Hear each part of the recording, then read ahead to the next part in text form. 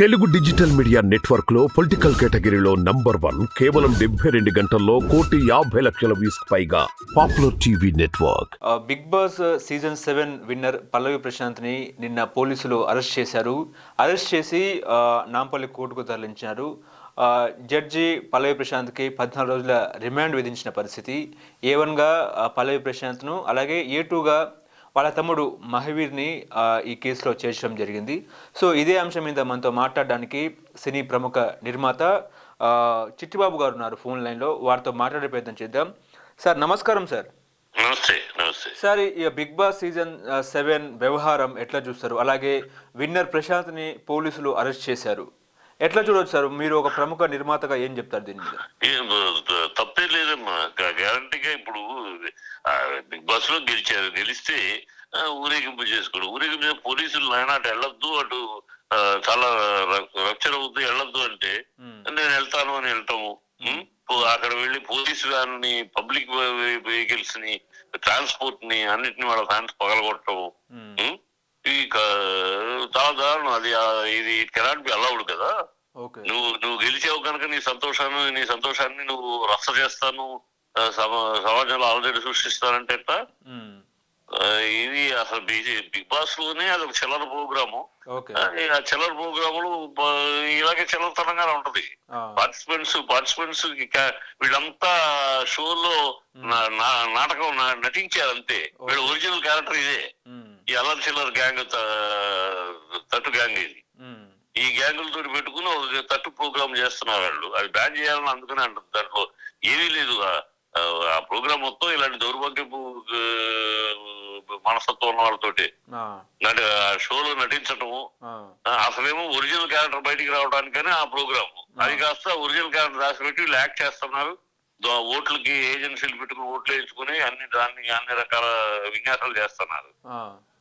అది గెలిచిన తర్వాత వెళ్ళనే కాదు, యాజమాన్యానికి కూడా నోటీసులు ఇవ్వాలి, నాగార్జునకి నోటీస్ ఇవ్వాలి. నాగార్జున ఒక బాధ్యత గల వ్యక్తిగా తన నాగార్జున పేరు మీదే ఆ ప్రోగ్రామ్ కి అంత వ్యూవర్షిప్ ఉంది. Nagarjuna should take responsibility. ఇలాంటివన్నీ ఎంకరేజ్ చేయను, నేను చేయను అని చెప్పాలి. ఎందుకంటే చిరంజీవి గారు ఒక యాడ్ చేస్తుంటే, పెప్సీ యాడ్ ఏదో చేస్తుంటే సిపిఐ నారాయణ గారు ఆయనకి లెటర్ రాశారు. కలిసి కూడా చెప్పలా, కేవలం లెటర్ రాశారు. చిరంజీవి గారు మీరు స్థాయిలో ఉండి మీరు ప్రోగ్రామ్ చేయడం వల్ల చిన్నపిల్లలు అవి తాగేసి పెప్సీలు మీరు చూస్తున్నాను, వాళ్ళు తాగి ఆరోగ్యాలు చెడిపోతున్నాయి అని అంటే ఇమ్మీడియట్ గా ఆయన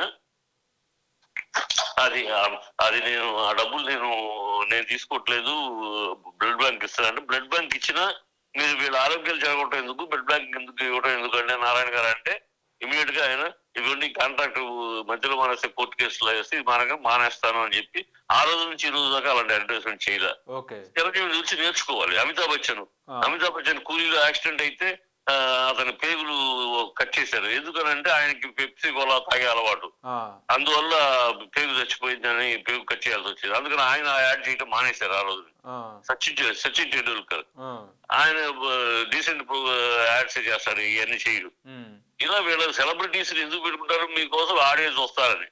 సెలబ్రిటీస్ కి ఆ బాధ్యత ఉండాలి, సామాజిక బాధ్యత. లేకపోతే ఎట్లా? నాకు డబ్బులు వస్తాయి, నా స్టూడియోలో షూటింగ్ జరుగుతాయి, నా షూటింగ్ నాకు వ్యాపారం వస్తుంది, నాకు డబ్బులు వస్తాయి, కానీ నాకు బాధ్యత లేదు అంటే తప్పు. నాగార్జున కూడా they should give a notice, they should take responsibility. వీళ్ళ ఆర్గనైజర్స్ ని ఖచ్చితంగా టేక్ ఇన్ టు టాస్క్. ఎందుకంటే వాళ్ళు ప్రోగ్రామ్ ఎంత కంపు, ఎంత దరిద్రం, ఏ సామాజిక ప్రయోజనం లేదు, ఏ ప్రేక్షక ప్రయోజనం లేదు. అన్ని బూతులు, డబుల్ మీనింగ్లు, రూముల్లో పడుకుంటారు, ఈ చిల్లర. అందుకనే దాంట్లో పార్టిసిపెంట్స్ కూడా చిల్లరగాళ్లే, ఎవరు డీసెంట్ గా ఎవరు లేరు. అంతా చిల్లరతనం పనులు చేసేవాళ్ళు, వాళ్ళే పార్టిసిపేట్. సెలబ్రిటీస్ ఎవరు రావట్లేదు. అందుకనే అంటే గతంలో బిగినింగ్ లో 2-3 సీజన్స్ లో చక్కగా సెలబ్రిటీస్ వచ్చారు, కానీ టాస్క్లు ఇంటెలిజెంట్ గా మంచిగా ఏదైనా ఒక ఇంటెలిజెంట్ గా ఉండేవి. టాస్క్ అవి కూడా వాళ్ళ టాలెంట్ ఎక్స్పోజ్ అవడానికి అవకాశం ఉండేది. ఇప్పుడు ఏం లేదు, ఎక్స్పోజింగ్ టాలెంట్ కాదు, మిగతా ఎక్స్పోజింగ్ చండాలంగా తయారైంది. ఆ ప్రోగ్రామ్ అలాంటి స్థాయి ప్రోగ్రాములు ఇలాగే ఉంటాయి. వాళ్ళ అరెస్టులు తప్పు లేదు, పబ్లిక్ పబ్లిక్ ప్రాపర్టీ. బళ్ళు మీద రాళ్ళ చట్టాలేంటి, కార్లు ప్రైవేట్ కార్ల మీద ఎక్కి ఆరు కూర్చుంటారేంటి, ఆరు ఆర్టీసీ బస్సులు అలాగే అమ్మాయిలతో లోపల అమ్మాయిలతో కూడా కొంచెం ఇబ్బందికరంగా బిహేవ్ చేస్తున్నారు. వాళ్ళు బయటకు వస్తుంటే కార్లలో చెయ్యి పెట్టడము. చేయి పెట్టాం, ఉమ్. ప్రైవేట్ కార్ల మీద ఎక్కి కూర్చుంటారు. ఆ. ఏంటది రౌడీతనాలు, చిల్లర గ్యాంగ్ చిల్లరతనాలు తప్పితే అలాంటి వాళ్ళని ఖచ్చితంగా షుడ్ టేక్ యాక్షన్. ఇలా వదిలిపెడితే ఏముంది? ఆ. ఇలా వదిలిపెడితే నువ్వేదో గెలిస్తే గెలిచావు, ఏదో దరిద్రపోగా దాంట్లో పెద్ద విన్నారు. దానికోసం సమాజంలో ఆలోచన చూస్తావా నువ్వు? ఏంటంట అంటే రైతు బిడ్డ గెలిచినాడు. రైతు బిడ్డ ఎవరు కాదు? మా రైతు బిడ్డ మీ తాత రైతు కాదా? నా తాత రైతు కాదా? ఎవరు రైతు బిడ్డ కాదు? రైతు బిడ్డ స్లోగన్ వాడుకుని రైతు బిడ్డ ఎవరు రైతు బిడ్డ? ఆంధ్ర రాష్ట్రంలోను పంజాబ్ లోను అందరూ ఆల్మోస్ట్ రైతు బిడ్డలే. వాళ్ళ నాన్నలో లేదా తాతలో ఎవరు రైతులే. ఆంధ్ర రాష్ట్రము పంజాబ్ రైతులకి ఉన్నది. రైతు బిడ్డ ఆఖర్లేదు రైతు నాకు వచ్చిన ప్రైజ్ మనీ రైతులకు ఇస్తాను అన్న ఒక మాటతోటి కొంచెం సెంటిమెంట్ తెచ్చుకున్నాడు. అయితే ఏముంది, అంత డ్రామాలు అన్ని ఆర్టిఫిషియల్ తెచ్చిపెట్టుకున్న నటన. వాళ్ళ ఒరిజినల్ క్యారెక్టర్ ఇదిగో ఇప్పుడు బయటపడతాను, ఇది వీళ్ళ ఒరిజినల్ క్యారెక్టర్. ప్రోగ్రామ్ లోనేమో చాలా డీసెంట్ గా చాలా గౌరవంగా ఉన్నట్టు నటించటం అన్నమాట. వాళ్ళ నటనకు అవార్డు తప్పితే ఒరిజినల్ క్యారెక్టర్ కాదు. ఒరిజినల్ క్యారెక్టర్ ఇది తెలిసిపోయిందిగా. అదే ఎంత ఐశ్వర్యం వచ్చింది ఆడాడు, అడుగుతుంది ఆడాడు, అవార్డు వచ్చింది ఆ రోజే, అవమానం వచ్చింది నెక్స్ట్ మరునాడే అన్నట్టు వీళ్ళంతే. తప్పే లేదు. కానీ ఆ బిగ్ బాస్ వల్ల సమాజానికి ఏమైనా ఉపయోగం ఉందా? ఏమీ సమాజానికి ఉపయోగం లేదు, చూసే వాళ్ళకి ఉపయోగం లేదు. ఫ్యామిలీగా మొత్తం ఫ్యామిలీగా కూర్చొని చూసే రోజుల్లో మొదటి 1, 2, 3 ఎపిసోడ్ తప్పితే ఈ మిగతా ఈ 4, 5, 6, 7 ఇవన్నీ దరిద్రం, పరమ దరిద్రం, నీచం, నికృష్టం. సమాజానికి ప్రయోజనం లేదు, చూసే వాళ్ళకి ప్రయోజనం లేదు. కేవలం డబ్బు సంపాదన. వాళ్ళు డబ్బు సంపాదించుకుంటా వాళ్ళకు బుద్ధి ఉండాలి.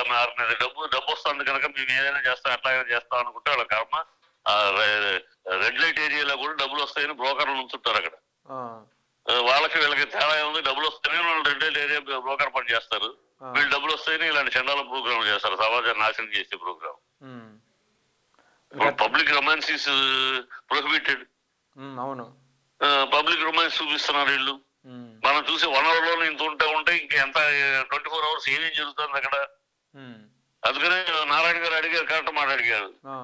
24 hours టెలికాస్ట్ చేయండి, మీ బతుకు బండారం బయటపడతాను అని కూడా అడిగారు. అంత చండాలము. 60 కూర్చోబెట్టి బెడ్రూమ్లోనూ కౌగులించుకుంటారు, డబుల్ మీనింగ్ డైలాగులు, డబుల్ మీనింగ్ బిహేవ్ దరిద్రం. ఆ దరిద్ర ప్రోగ్రామ్ లో ఇలాంటి జరుగుతాయి. కానీ 100 కోట్ల బిజినెస్ జరగాలంటే ఇదంతా చేయాలని ఏమైనా ఉందా సార్? ఏమి ఇప్పుడు గౌందరి ఏం చేశారు? దీనికన్నా గొప్పగా పేరు తెచ్చుకుని చేశారు. నాగార్జున కూడా చేసినారు ఇక్కడ. నాగార్జున చేశారు ఆ ప్రోగ్రామ్. మరి ఎందుకు అందరూ గౌరవంగా చూశారు? ఎందుకంటే నా నాలెడ్జ్ చూసే పార్టిసిపెంట్స్ కాకుండా చూసే వాళ్ళకి కూడా అనేక విషయాలు తెలుస్తాయి. నాలెడ్జ్, ఎంటర్టైన్మెంట్ ఉన్నాయి. అది ఇది ప్రోగ్రామ్ యొక్క ముఖ్య ఉద్దేశమే ఒరిజినల్ మనిషిలోనే ఒక ఒరిజినల్ క్యారెక్టర్ బయట పెట్టడానికి.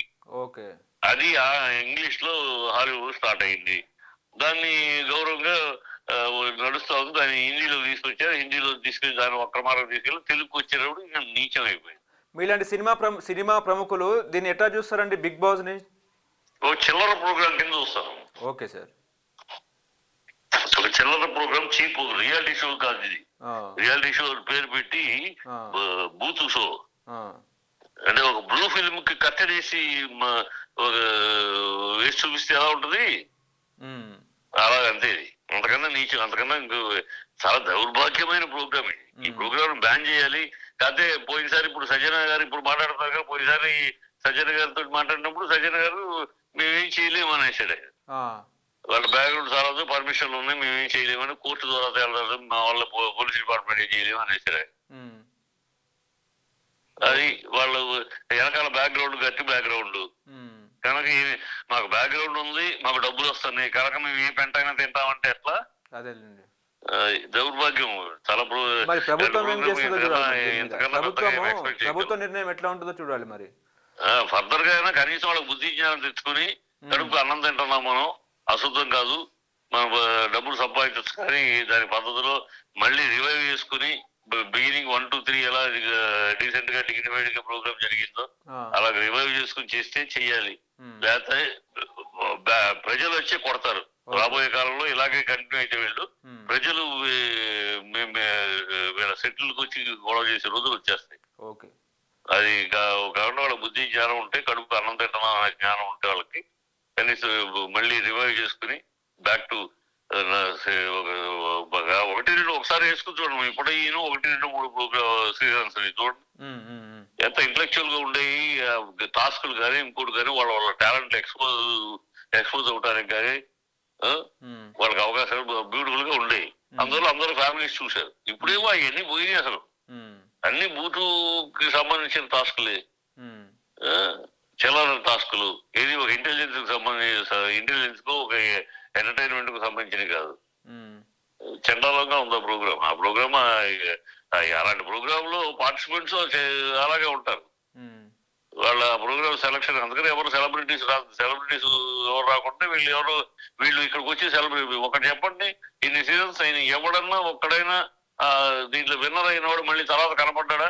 లేదు, మార్కెట్ లో లేదు. ఎందుకు లేదంటే అంతే, ఈ చిల్లతనం తోటి వీళ్ళు ఏదో ఆ టెంపరీగా ఏదో వచ్చేసి దానికి ఏదో సంతోషపడి వెళ్ళిపోక వాడు పెద్ద హంగామా ఏంటో పెద్ద విరోచితంగా ఏదో వాడు గొప్ప టాలెంటెడ్. ఏం టాలెంట్ ఉంది వాళ్ళు? బార్డర్లో యుద్ధం చేసినట్టు చెత్త. తప్పేం లేదు. ఇంకా స్ట్రింజెంట్ గా వాళ్ళు అరెస్ట్ చేయడమే కాకుండా ఇంకా వీళ్ళకి యాజమాన్యానికి నాగార్జున కూడా నోటీసులు ఇవ్వాలి. నాగార్జున షుడ్ రియలైజ్ అవ్వాలి. నాది బాధ్యత, నేను నా మీద కదా ఆడియన్స్ వస్తున్నారు, నాకు సంబంధం లేదంటే ఎట్లా? నేను మేనేజ్మెంట్ కి ఇలా కాదు, ఇలా అయితే నేను రాను, నేను చేయను అని అతను బాధ్యత తీసుకుని వాళ్ళని కరెక్ట్ చేయాలి. అంతేకాని నాకు డబ్బులు వస్తాయి, నా స్టూడియోలో సెటిల్ చేస్తాను, నాకు వ్యాపారం వస్తుంది కనుక నాకేం సంబంధం అంటే కరెక్ట్ కాదు కదా. చిరంజీవి గారిని, అమితాబ్ బచ్చన్ చూసుకుని నేర్చుకోవాలి సెలబ్రిటీ గారిని.